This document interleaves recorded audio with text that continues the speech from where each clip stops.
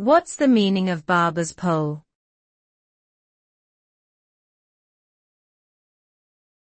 Barber's pole.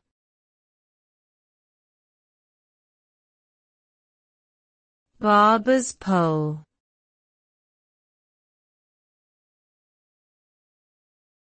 Barber's pole.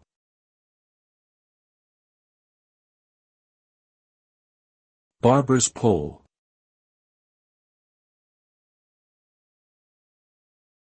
A barber's pole is a traditional sign used by barbers to signify the location or presence of a barbershop.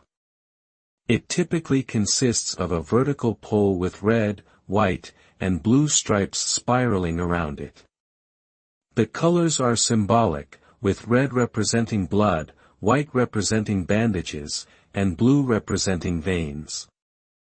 Originally, barbers not only cut hair but also performed surgical procedures, so the pole's colors symbolized their medical practices.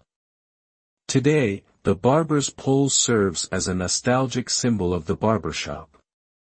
It continues to be displayed outside many barbershops worldwide and has even inspired various aesthetic and cultural references in art, literature, and media.